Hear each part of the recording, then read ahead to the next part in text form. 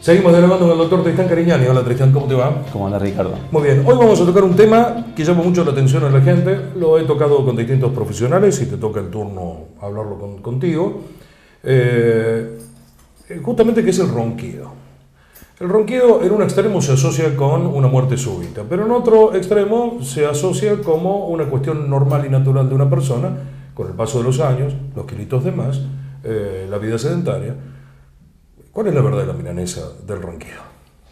Bueno, el ronquido es la vibración de las estructuras blandas de la boca.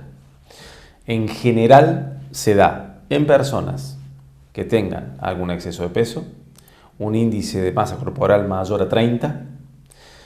O sea, todos los argentinos. Casi todos los argentinos, sí, exactamente. A eso le tenemos que agregar una insuficiencia ventilatoria nasal, que eso hace que le obligue al paciente a tener que abrir la boca en el momento de respirar. Y tantos años de este hábito de tener la boca abierta, se produce una flacidez y un descenso de las estructuras blandas de la boca, que es el paladar blando y la úvula. Eso produce una vibración en el lugar donde se ubica y produce una obstrucción que produce un ronquido muy fuerte, un ruido muy fuerte. Pero eso no es lo grave, porque eso sería un problema estético. El problema estético es si este paladar y esta úvula descienden aún más y se alojan en el momento de la relajación máxima del sueño cerca de la hipofaringe, no pueden producir lo que se llama una apnea obstructiva del sueño.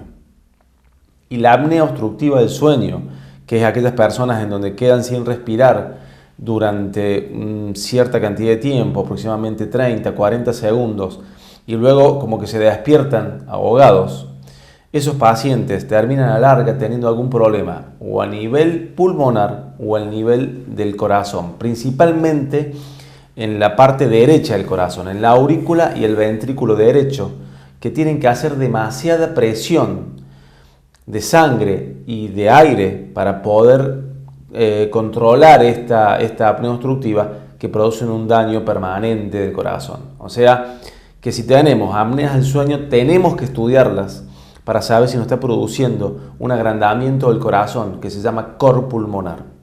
Es muy importante eso, porque eso sí termina en una muerte súbita después de varios años. Mira qué interesante lo que nos estás explicando, porque sigo aprendiendo, porque había partes de las cuales no conocía.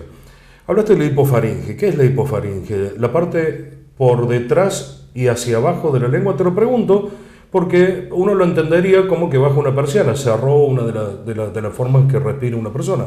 ¿Es así? Exactamente. Digamos que el paladar y la úvula están en la orofaringe, justo en el momento en que abrimos la boca y bajamos un poquito la lengua, se encuentra el paladar y la úvula. Cuando eso desciende demasiado porque se ha hecho muy flácido, se va a la zona donde está la base de la lengua y ya casi el comienzo de la laringe, que es lo que se llama hipofaringe, y esa es una zona muy estrecha. Y entonces, al ser tan estrecha, si a eso le ponemos como tapón la úvula y el paladar, produce una apnea obstructiva, produce una obstrucción de la vía aérea que produce la apnea habitualmente. Esto sucede habitualmente de noche, porque el paladar se relaja aún más de noche cuando estamos durmiendo y desciende lo máximo que puede bajar. Si me acuerdo, voy a hacer un comentario respecto a lo que estás diciendo al cierre de este encuentro contigo hoy. Tengo innumerable cantidad de preguntas y me estoy acordando del ingeniero Ramón Ferreira, que es un viejo televidente, no un televidente viejo, sino un viejo televidente nuestro, nos acompaña hace 25 años. Y siempre que toco este tema, siempre me llama por teléfono, me dice, pregúntale, y yo lo pregunto, y lo tengo que preguntar, porque una de las técnicas, antes de profundizar un poco en algunas cosas que me quedaron de esta charla, pero no quería perder la oportunidad de tocar este tema ahora. Muchas veces se instaura el tratamiento de hacer la cirugía, de sacar lo que sobra y devolver la anatomía, pero la apnea sigue estando, porque el problema de la apnea no está conjugado exclusivamente por el cierre de esa pantalla, ¿o estoy equivocado? Existe un porcentaje de que estas apneas son centrales, en donde la alteración no es a nivel de la hipofaringe, no es una apnea obstructiva, sino que es una apnea central. La mayoría de las apneas son obstructivas, pero existe un porcentaje que sea central. Pero además,